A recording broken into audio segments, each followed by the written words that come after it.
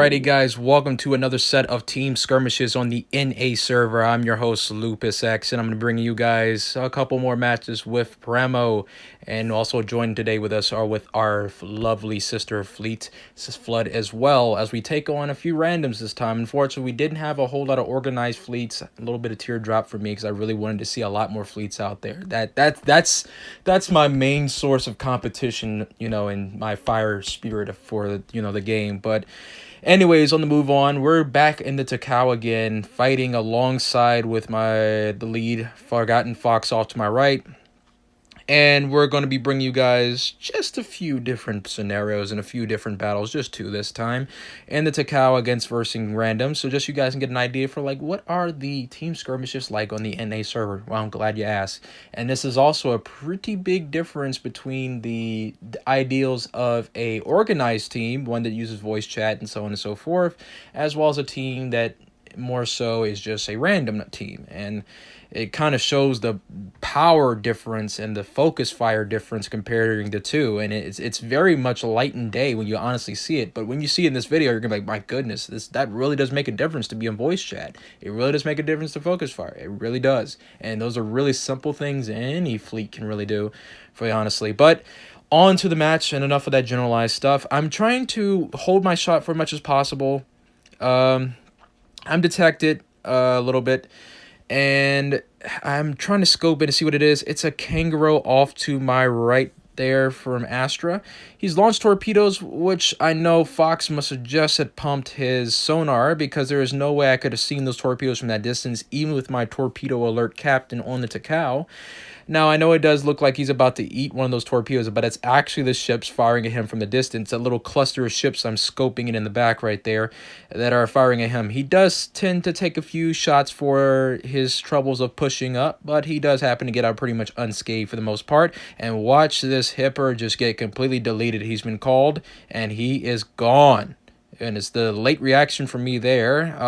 You can probably understand why, because I just was not expecting that Hipper to just disintegrate like that. It literally now we have a North Carolina that has basically broken away from the pack, and this is something else we're looking for, those that break away as well. And as he's continuing to go down the middle, I've just gotten 3 fires. He puts him out, so I'm trying to get that fire chance to come back. Unfortunately, he beaches himself, basically sealing his fate. He is now stuck on the rock while I go ahead and launch a few more salvos, basically unopposed, and get 2 fires for my troubles. And again, the destroyers have already got a beat on him. He is not only on fire, but he also has 2 different sets of torps coming in his direction, cross-torped, and he is gone. Now, here's something I find a little bit in disbelief right here. There is a North Carolina from predictive aiming coming around this corner. Here's why I don't believe what's happening, because I've just been firing the whole time. He should know I'm here. But as I scope in to check, he's not even looking in my direction. And I'm just in a state of disbelief and saying, oh, how did you not see me, bro? And I get all 8 torpedoes to go in.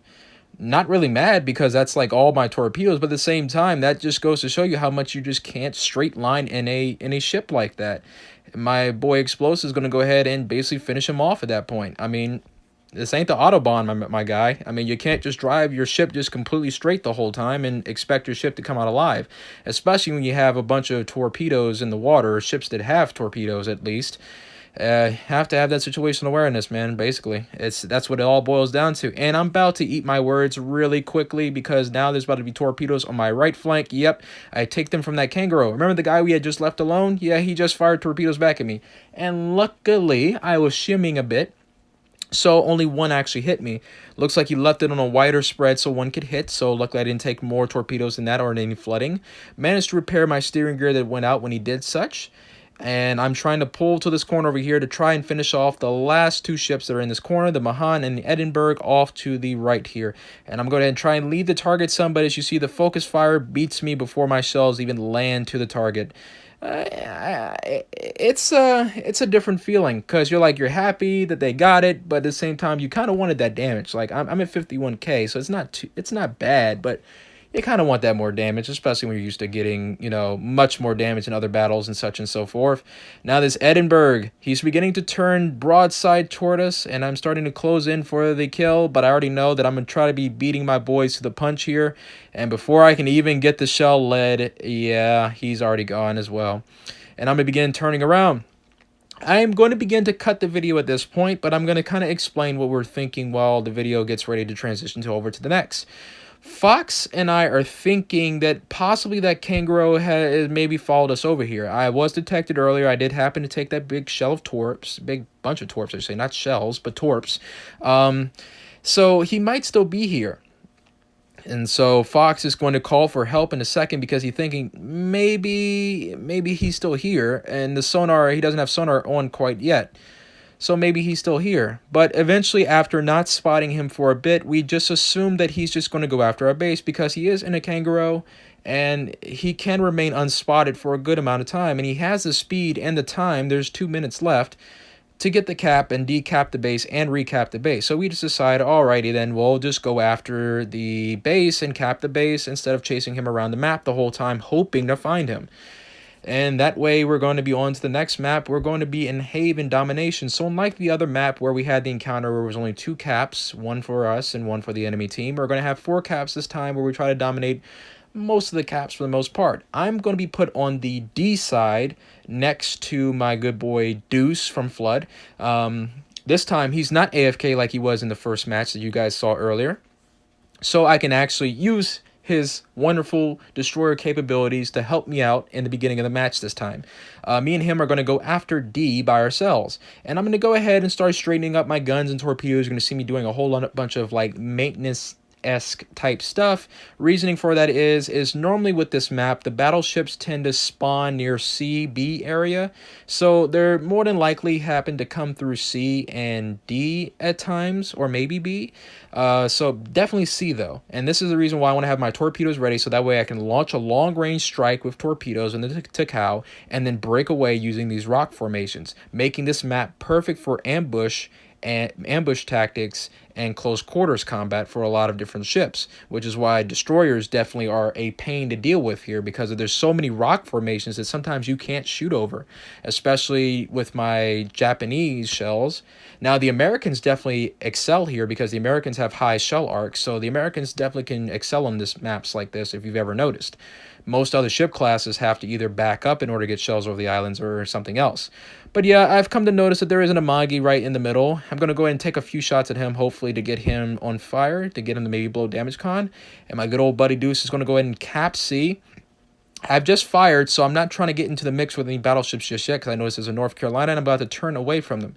Deuce can hope to get a little closer because he has better stealth than I do, and the Amagi turns away while I am waiting to see what is the North Carolina going to do. After checking the mini-map, I noticed that the third battleship I'm looking for is off to the left over by B. So I go ahead and make the decision, all right then, we're going to go ahead and go after the North Carolina after all. Beginning to line the North Carolina up to see if I can get him to blow damage con before Deuce's torpedoes reach their target. If they get him to blow damage con already for a fire, that means Deuce will get a permaflood, rendering more damage out of the North Carolina. And that's like one of those big teamwork factors. Sometimes you don't always have to be the one doing damage. Sometimes you can just support and get the damage, your teammates to do damage for you. I mean, that's the whole purpose of being in a cruiser, being able to have that decision, to make those decisions where you can clutch or you can just play support. I mean, it's the beauty of being in a cruiser. We've noticed something as well with us and Deuce. Deuce and I made a turn, and we just realized, wait a second, these battleships are running from us. So what we're going to do is we're going to start the pincer here, because we noticed D and C and B are in our hands. So since they decided to congregate over near our team, we're going to go ahead and follow these battleships back and try and shoot them to the best of our abilities. Now, we're still watching for destroyers because, yes, there's still 2 unspotted destroyers that I don't quite see. One of them is way over by A, and I've looked, and the other one, I'm guessing he's by D because that's the only thing that could be capping that area from us. Unfortunately, he's kind of made himself somewhat useful to his team, because now that he's back capping us, he's kind of going to miss out. I go ahead and set the Amagi on fire, which only lasts a few seconds because he blows damage con. I'll try again to see if I can get the HE shells to start another fire if all possible. And no, not this time. A few shells hit. Not a bad salvo, not a great salvo either. The Mahan just starts to stick out, and while I'm trying to line up the Mahan, I notice I'm about to hit this rock formation, and I can only launch but a few of my guns. It's saddening, only one shell hit. But it's all right. We're going to keep moving in, keep on following these battleships, keep basically tackling them down as I get ready. I'm kind of in a little bit of a state of anxiousness right now because I don't know if the Mahan has launched torps or whether he's going to be launching torps anytime soon. So you see me kind of pivoting between back and forth and kind of shimming side to side a little bit. I'm just trying to avoid any torpedoes that could assume that may be coming my way. And now that Mahan is now back in my sights, I'm now going to switch all my guns back to my left side like they were before and begin firing at him to try and get him out of the match so I don't have to really worry about torpedoes all that much anymore. The Turpits and the Amagi and everyone are out by A. And I'm going to go ahead and start focus firing the damaged ships down because keep in mind, guys, even though the ship may have 800 or 400,000 health, it doesn't matter. Even though no ship in the game has 400,000. I think I meant to say 40,000 health. They still can fire. They're still capable of killing you. So it's best to go ahead and get rid of those damaged ships while you have the ability to. Because I can't tell you how many games I've gone where people needed to kill me. They didn't kill me and ended up clutching the match.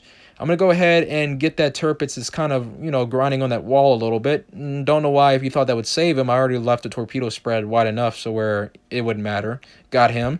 And now we're looking for our last ship. You can kind of see Red October, our definitely EU diplomat off to the right there. Congrats to him for winning the Naval Ruler tag for the, I forget what season of ranked we're on.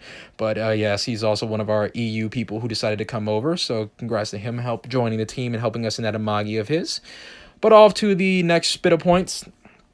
For the last things, we're going to be looking for the last ship. Remember how I said earlier that Kangaroo kind of made himself kind of useless by decapping behind us? Yeah, this is what the situation has come to now, and it's kind of like the last match where we're looking for the last ship. Unfortunately, Forgotten takes one, a stealth torped salvo, I guess. We lose one. Still trying to keep vigilant at myself so that way I don't end up taking salvos. Now, this is where I definitely want to get in the mix here because I'm at full health. I have everything to lose, but I don't want to lose it. So even though technically I could take a torpedo salvo, I don't want to. So I'm cautious, but I'm also aggressive at the same time, if that makes sense. So I want to find this destroyer as quickly as possible, but I also don't want to get myself killed by trying to do so. Yeah, if that makes sense in any way, shape, or form. Still looking, still scoping in back and forth to see, okay, is this destroyer going to pop up anytime soon? We still have about 6 members, so it shouldn't be that hard to find him, honestly, especially with a minute and a half still left. Still looking around, still scoping in back and forth. I have no idea why I kept scoping the same spot, expecting him to appear there. Like, oh, hocus pocus, here I am. I don't know. I guess I was just hoping, praying that he appear in that spot because my guns were already there, lined up, ready for him. Yeah, it's one of those things where you want it, but it's not there type of thing. It's a terrible feeling. By the time I notice the Kangaroo off to my right, it's too late. The torpedoes are already out of the arc, and he's basically low enough to hopefully Sen from Flood gets to deal with him. He's going to, yep, he takes him out with secondaries. And that ends our rounds of skirmishes this time, guys. Hope to see you next time. I'm your host, Lupus X, and hope you guys enjoy the rest of your days.